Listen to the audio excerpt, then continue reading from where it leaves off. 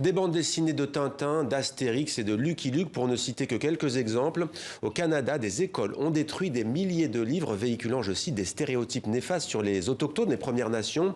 On parle de 5000 ouvrages au total. Ils ont été retirés des écoles de l'Ontario avant d'être parfois brûlés, puis enterrés. Pour bien comprendre, on retrouve en direct de Montréal le journaliste d'investigation Thomas Gerbet qui suit cette affaire pour Radio-Canada.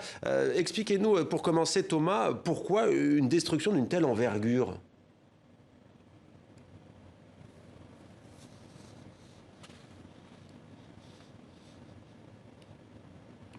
Eh bien, ce qui s'est passé, c'est que l'école et le conseil scolaire, donc il y a un regroupement d'écoles, a jugé qu'il y avait des stéréotypes, des informations erronées, un langage inapproprié dans certains livres, et ils ont voulu les retirer des bibliothèques pour que les enfants des écoles n'y aient plus accès. Là où ça a été encore plus loin, c'est qu'on a donc jeté ces livres à la poubelle et on en a même brûlé certains lors d'une cérémonie. Le but, c'était de faire ce qu'ils ont appelé une purification par la flamme, une forme de réconciliation avec les peuples autochtones, mais évidemment ça a fait vivement réagir.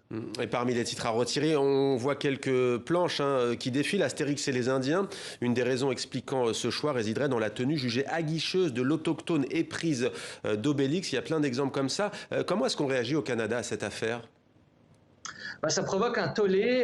D'abord, en plus, on est en situation de campagne électorale. Tous les chefs politiques ont dit que brûler des livres, ce n'était pas acceptable selon eux. Mais là où le débat vraiment commence, c'est qu'est-ce qu'on fait avec ces livres-là? Est-ce qu'on continue de les offrir aux enfants? Est-ce qu'on les met en contexte? Est-ce qu'on les retire? Il y a des chefs qui ont dit que, selon eux, c'est au peuple autochtone de décider ce qu'on doit faire avec ces ouvrages-là. Donc, il y a vraiment une question là sur le contenu qui est enseigné aux enfants dans un contexte très sensible au Canada où il y a beaucoup de questions sur la réconciliation avec les peuples autochtones en ce moment.